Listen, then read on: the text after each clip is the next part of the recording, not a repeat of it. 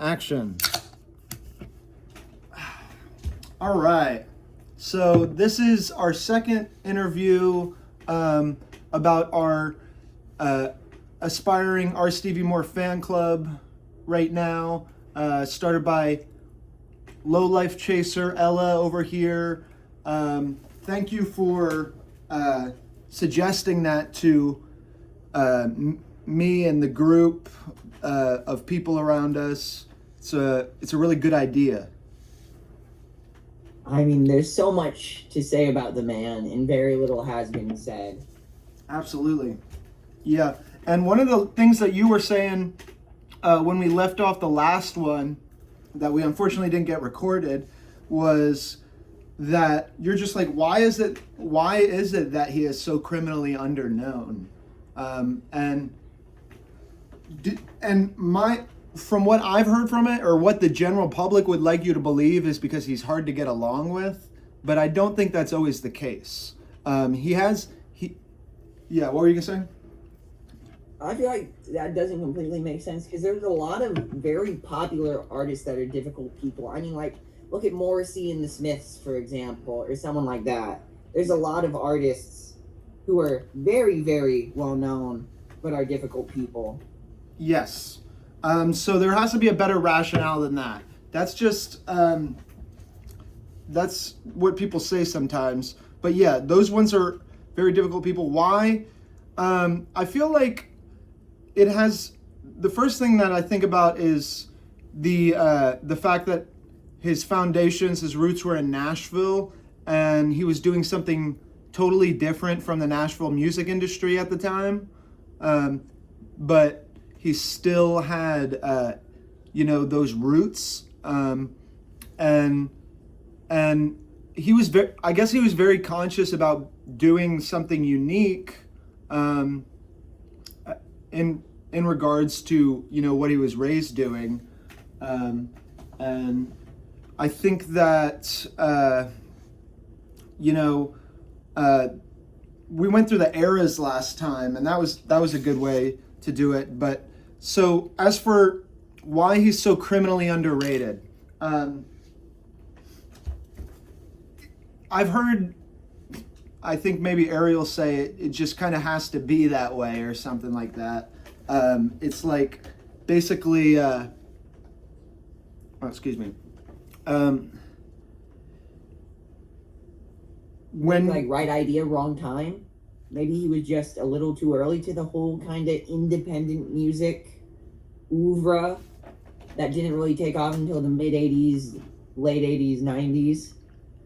Because he was starting, I mean, like, he was doing new wave as early as like 74, 75 with stuff like I Wish I Could Sing and things that are just incredibly impressive to me. Because where do you get this from? You don't have anything to really build off of. That's well said. Yeah, I mean, I think it was his Zappa influence for a lot of the synth work and stuff like that. That's my belief. But because Zappa was around in the 60s even, but he was doing more guitar work and stuff, but then he got into some I think yeah, go ahead.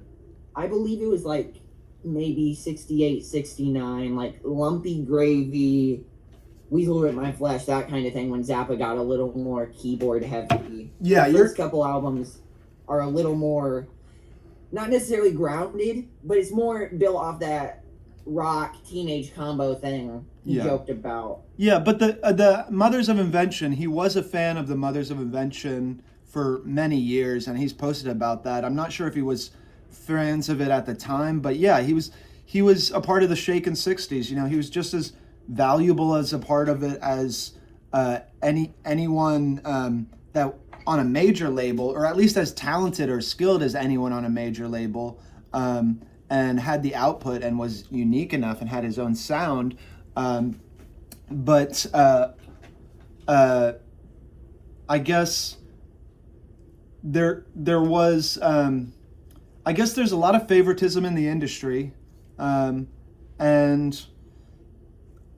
the Nashville music industry especially, and they're very traditional with their values. I mean, the most experimentalism I've ever heard out of Nashville commercial pop music, or Nashville commercial music in general, or popular music in general, is probably like Taylor Swift or something.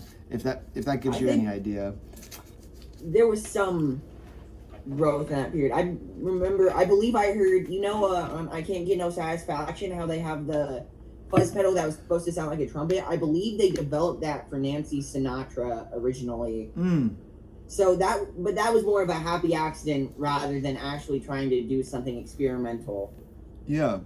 And on our Stevie's Zappa influence, if you listen to some of the early tapes, like on Greycroft, tracks like Ill Worst and Grandpa Has a Beer Gut, you can tell he's just completely aping the Mothers of Invention style. Oh, hell yeah. That he still hadn't 100% gone into his own field. Though you always can tell a little bit who his favorites are. There's a lot of McCartney in there, a lot of the early Mothers. Yeah, can't forget Brian Wilson, of course. Yes, so the 60s stuff, he himself was very disappointed and disillusioned with the Nashville scene at the end of the 70s, right? So he went from this late 60s, and then when he finally left Nashville, which some people consider his golden era, was about late 70s, right? It was like 77, 78. Yeah, exactly. And then the first major album that he did in New Jersey / New York is... Sorry. Is it Delicate Tension?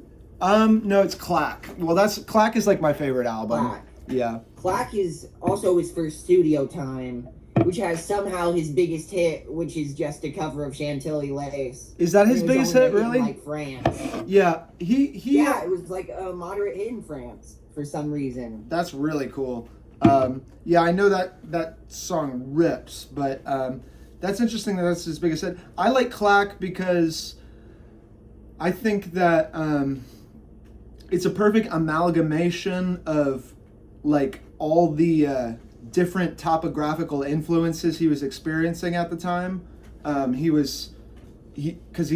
He just had this whole life of Nashville influence and technicality and stuff, and then he moved to where he had some random family members, and he thought he heard about a new wave scene or something in New Jersey, from what I understand, and then WFMU was over there, obviously, and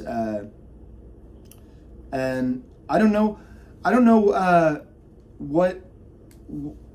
I mean, he's always been an underground legend, but I think he wants to be that way. Maybe that's the answer to the question. Yes. I think when he moved to New Jersey was when he started to get a real following, when he would be, because he was on WFMU and he was good friends with Jim Price for a very long time and would just do like radio shows or be screwing around, or there's the classic almost live performance, which is just him and acoustic guitar. It's an interesting period. Definitely. Yeah, those acoustic guitar performances he did. I saw a lot of the ones in the 90s as well. I was a big fan of those. Like the song Reefer, if you ever saw that one. That's one of my favorite songs by him. It's a 90s song, highly recommended. And yes, so sorry, I'm all over the place in this interview compared to the last one. I kind of want to go back to the Clack thing. It's interesting. He very clearly did miss Nashville a little bit because he doesn't even like do any joke on it. He just does a straight, sincere cover of "I Love You So Much It Hurts." Exactly, yeah. And then he re-released that one on. I guess Clack didn't get a vinyl release until like 2011 or so, but he put it on Glad Music, the exact same performance. He's always had some sort of country tracks. Yes. Whether it be. Yes, exactly, and I'm not saying he doesn't like country, but he was disillusioned by Nashville country scene. I'm pretty. certain I've read that. It wasn't necessarily that he hated country. He just didn't want to be a strictly country artist like they wanted him to be in Nashville. Yeah, because he's like he always wanted to be as eclectic as possible, you know, and that's the whole radio DJ archetype, you know, which he was for a number of years. And he's got the best radio voice ever. He could literally like introduce the Grand Ole Opry, and people would be like, hell yeah. Yeah, there's that interview he does, or the fake interview, the Frank Jones interview on, I forget which tape, but there's the fragment on Meet the R. Stevie Moore, where you can tell it was like a do your own interview record or something, and he just cuts in his parts. Oh, hell yeah. There's like that, and the explanation of an artist and listener. Yeah. There's a lot of little chunks he has. Yeah. I think back to the... I'm going back to the original question. I think another reason why he didn't ever sell out, I would say, or whether or not he wanted to is not really up for me to say. Because like there are moments where it definitely seems like he's trying with like the output he has, you know. But maybe that's just how he expresses himself. But the other factor of it is when I talked to his family that one time, and when it goes to the problems with like, you know, the inheritance and stuff, they're mad at him or something. And I only know fraction of the story, I'm sure, but they think he's like introverted and they're extroverted or something. So what I'm saying is that like obviously Stevie's kind of introverted. He can entertain the shit out of himself by himself at any time, and he can create a plethora of, you know, beautiful things while doing that. And so I think he isolated himself to some degree, but that doesn't mean he didn't put himself out there at the same time. He's just focused. Yeah, go ahead.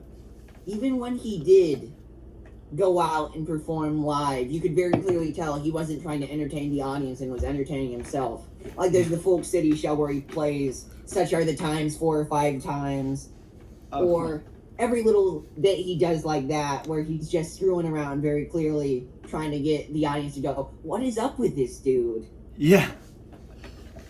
It's very interesting. It's a little bit of that Zappa mentality. It's him being a true artist. I think it's idiosyncratic. He's very idiosyncratic. Yeah. There's a theory, the Resonance. This guy in the Resonance sphere, N. Sonata, came up with the theory of obscurity, which says an artist makes their best work in obscurity because there is no expectations of what they're supposed to make. And he never got out of that level of obscurity, so he never had to live up to any sort of expectations. Exactly. Which kind of shows because he'd do everything. Exactly. And so why was the world so mean to Stevie? And why are the world so mean to artists and stuff, you know? Why do they force them to kind of live in poverty and stuff? I'm in the middle of something. Oh, sorry. If we need to continue this, we had a good session. We can continue this. Oh, I can continue. Oh, good. I kind of sorry, I lost my train of thought a little bit. What was I saying? I don't remember. It was. Oh, you're good. It was something about how the world is mean to artists. Yeah, world is mean for artists that aren't famous, right? You know, most of them are in some form of poverty.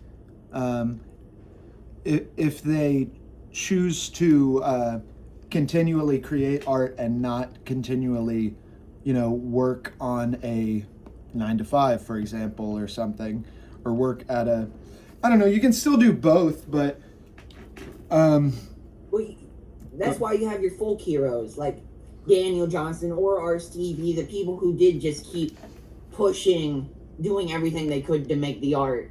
And there is a lot of times mental illness or some extra thing that adds to the story, but that's not the big part. Like, I hate how Daniel Johnston, everyone focuses on, like, the time he took the keys out of the plane or something like Right. that. Yeah, instead of that's his I think that is a passion. wild story, but yeah. Yeah, Daniel Johnston and R. Stevie Moore are similar and different. So I would say the main difference is the term outsider music, right? They both get thrown that label a lot, outsider music, but I don't think Stevie likes that term. I think I read in an interview once. He wants to be. Sorry, go ahead.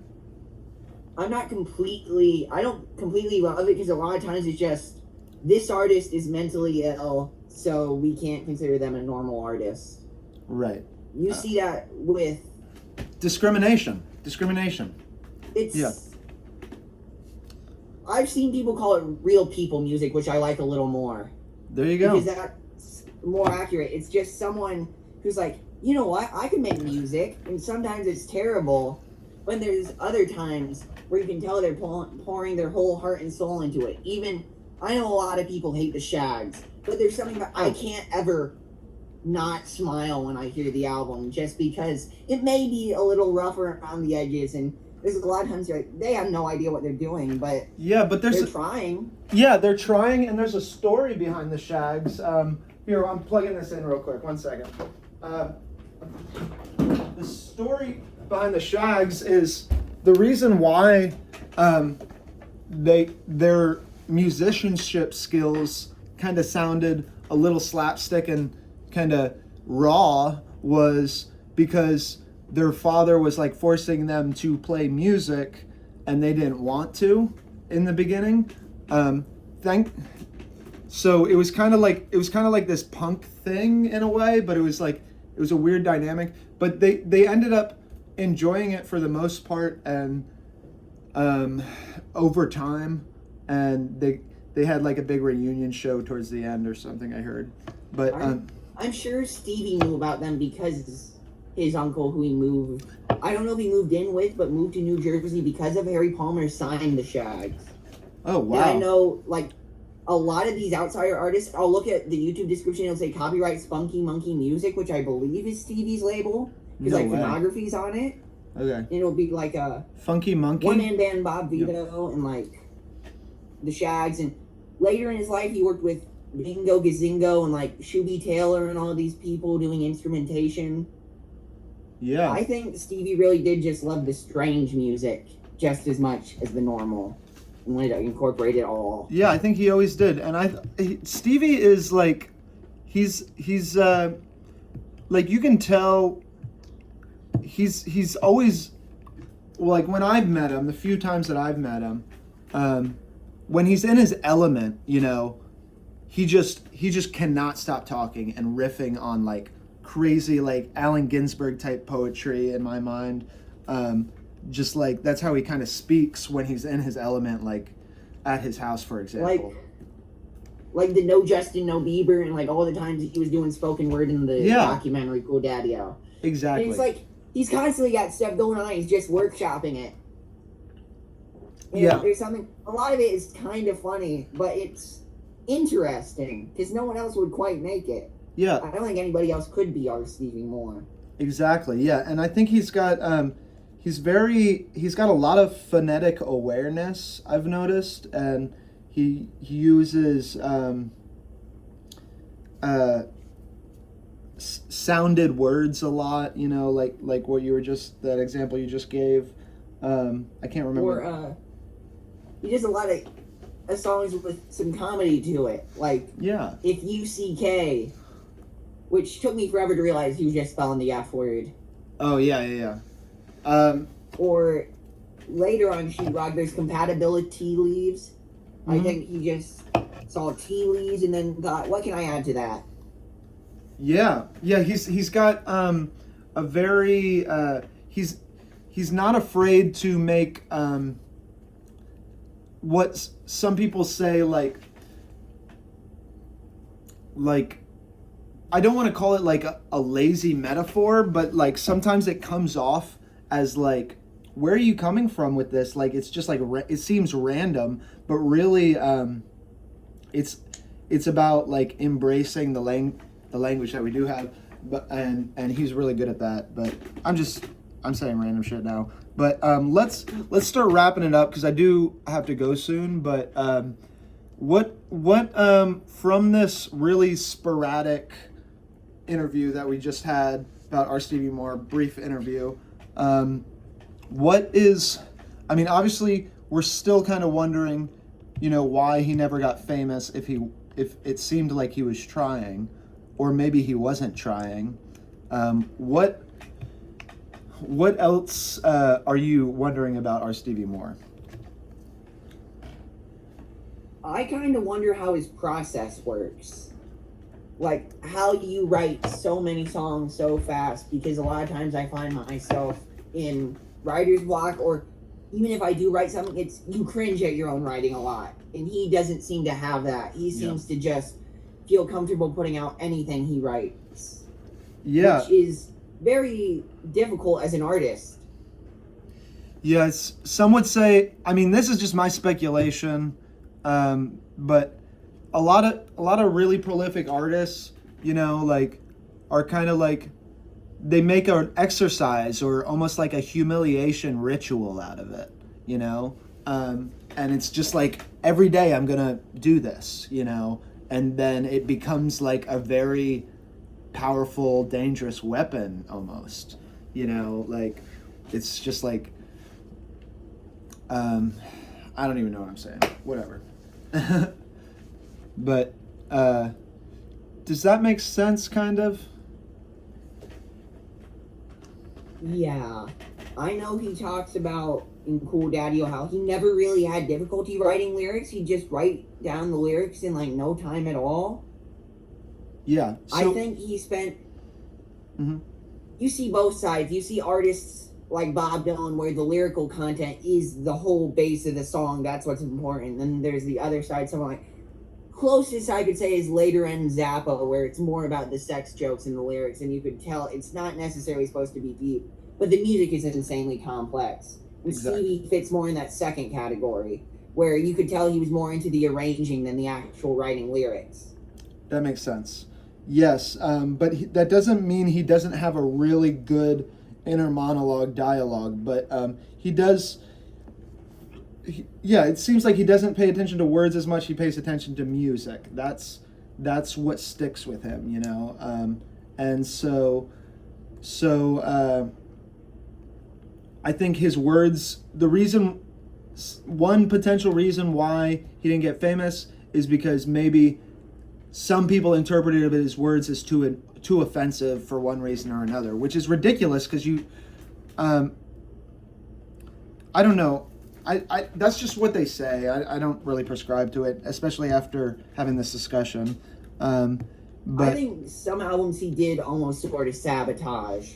Like I think it's Warning has Alicia, Jailbait, and Schoolgirl on it. Oh, I see. That's the theme. Yeah. I could see him... What year was that? Almost trying to sabotage your album. Yeah, what year was that? 88? 88. Well, yeah. Though maybe it was a joke with him making the album called Warning, our Stevie Moore. Oh, yeah. Telling people, well, this is me all raw, this is anything. Well, Brian Wilson made his kookiest stuff in the late 70s, and I think, and he kind of did some stuff that could have been perceived as self-sabotage. Like Hey Little Tomboy? And like exactly. That kind of thing? Well, I think, you know, some say he was just under the drugging command of a crazy psychiatrist or whatever during that time. But, I mean, they were his... I mean, he wrote some of the songs, but they were still Brian Wilson's songs. But I think part of it... I think they have a Freudian perspective to some degree, or a Jungian perspective. I don't know, but that's just my bullshit. Actually... on Brian, that reminds me, he's also another person like Stevie where the music is more what he cares about. Because you'd see, you know, the greatest albums, he's attributed to. Pet Sounds and Smile. Yeah. Pet Sounds, Tony Asher Mhm. is credited with most of the lyrics, and then Yep. on Smile, it was Van Dyke Parks. Yes. And even as is, Stevie kind of had a Brian Wilson thing where he was too ambitious. Brian ended up, he ended up ruining his career by flying too close to the sun. That's a good And metaphor. I think that's why people love him so much. I think if people gave our Stevie a shot, they could fall in love with him. I've been trying to make my own. Like, there's the Ariel Pinks picks. I've been trying to make Low Life Chiselers picks. Oh, hell yeah. I've got one playlist somewhere. But yeah. That's there one needs way to to be do more it. Stevie fans. There needs to be, and I think it's less. I think it has to do with like biases towards low budget recording that were like biases up until like pretty much recently. Lo-fi and harsh noise, and basically like artifacts in recordings were generally frowned upon. The avant-garde.